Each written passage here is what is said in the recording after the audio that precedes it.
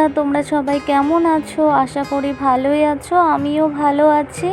বন্ধুরা, আজকে তোমাদের বানিয়ে দেখাবো দেশি আলু দিয়ে মিষ্টি কুমড়োর ডগার চচ্চড়ি।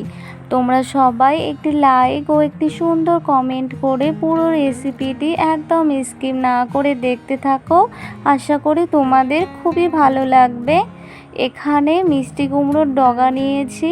মিষ্টি কুমড়োর ডগা কার কার পছন্দ অবশ্যই জানাবে। কিন্তু মিষ্টি কুমড়োর ডগা খেতে দারুণ লাগে। আর একদম টাটকা টাটকা মিষ্টি কুমড়োর ডগাগুলো কেটে নেব। তোমরা সবাই দেখতে থাকো। কিছু দেশি আলু আর মিষ্টি কুমড়োর ডগাগুলো কেটে নিয়ে জল দিয়ে কয়েকবার জল বদলে পরিষ্কার করে ধুয়ে নিয়েছি।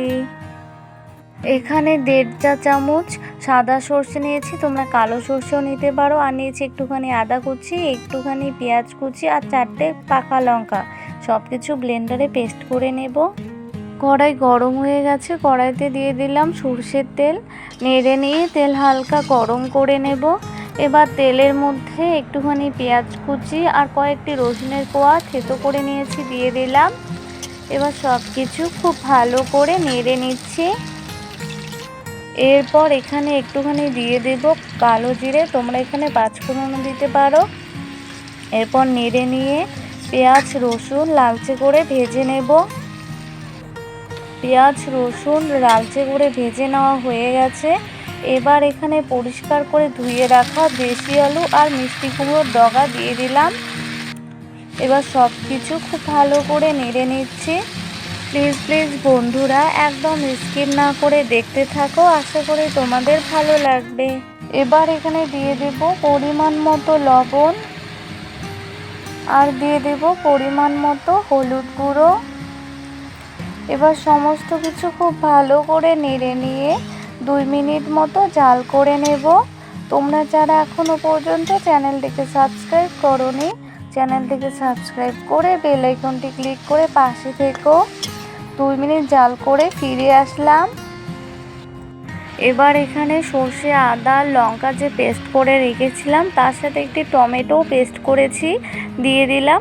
এবার বাটি ধুয়ে একটুখানি জল দিয়ে দিলাম। এরপর এখানে দিয়ে দেব 1/2 চা চামচের মতো জিরে গুঁড়ো। এবার সমস্ত কিছু খুব ভালো করে নেড়ে নিয়ে 3 মিনিট মতো জাল করে মশলা সহ লাউয়ের ডগা একটু কষিয়ে নেব হালকা করে। যারা যারা আমার রান্নার ভিডিওগুলি সবসময়ের জন্য ফুল ওয়াচ করো, তাদেরকে জানাই অনেক ধন্যবাদ ও অসংখ্য ভালোবাসা। 3 মিনিট জাল করে ফিরে আসলাম। মশলা সহ কুমড়োর ডগা হালকা করে কষিয়ে নিয়েছি। এবার এখানে 1 গ্লাস মতো জল দিয়ে দেব, একটু বেশি করেই জল দিয়ে দেব। এবার সমস্ত কিছু খুব ভালো করে নেড়ে নিয়ে থালা চাপা দিয়ে 6 মিনিটের মতো জাল করে লাউয়ের ডগা আর দেশি আলু খুব ভালো করে সেদ্ধ করে নেব। হাই আছে 6 মিনিট জাল করে ফিরে আসলাম। এবার থালা তুলে নিলাম। এবার সমস্ত কিছু খুব ভালো করে নেড়ে নেব। কুমড়োর ডগা দেশি আলু খুব ভালো করে সেদ্ধ হয়ে গেছে। এবার আবারও 2 মিনিট মতো হাই আছে জাল করে নেব।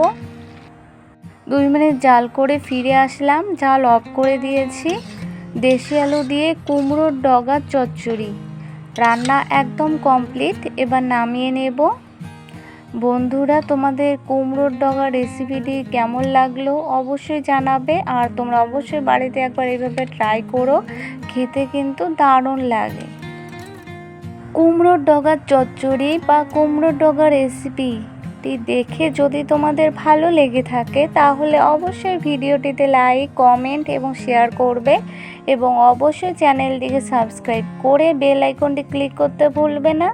আজকে এ পর্যন্তই, দেখা হবে পরের ভিডিওতে। তোমরা সবাই ভালো থেকো। বাই বন্ধুরা।